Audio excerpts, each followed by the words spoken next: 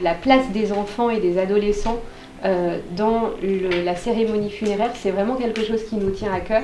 Donc le besoin social qu'on a identifié aujourd'hui, c'est que les solutions proposées aux familles qui rencontrent un décès ne sont pas satisfaisantes. Du coup, on se retrouve avec une situation où on a moins de 5% des Français qui sont pratiquants et 74% des obsèques qui font l'objet d'une cérémonie religieuse. Et donc nous, on vient apporter une réponse à ça. On vient accompagner autrement le moment des funérailles. Sens et funérailles répond en fait au fait de se fédérer, voilà, entre professionnels du funéraire, mais aussi de faire du soutien, de continuer à faire de la formation et d'engager une démarche en tout cas de visibilité et de communication ensemble et pas seul dans son coin.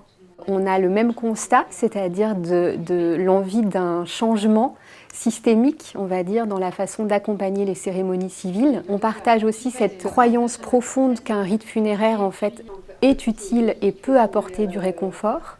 Et l'idée, c'est de se dire, peut-être qu'il y a des métiers qui peuvent rendre ces moments un peu plus doux que ça ne l'est actuellement.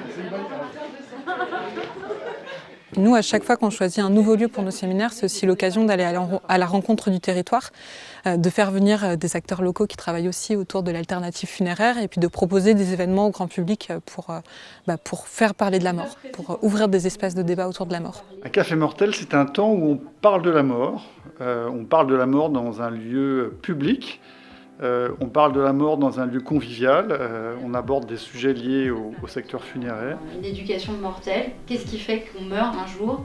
Ça veut dire quoi mourir de vieillesse? Pour nous, il y a vraiment quelque chose de sensibilisation, de donner à parler dans l'espace public avant les obsèques, avant d'être confronté à ces moments-là, d'avoir des espaces pour pouvoir en parler et découvrir qu'il y a des possibles en fait à ce moment-là. Même au moment de la mort, il y a des possibles et on peut donner des éléments de sens.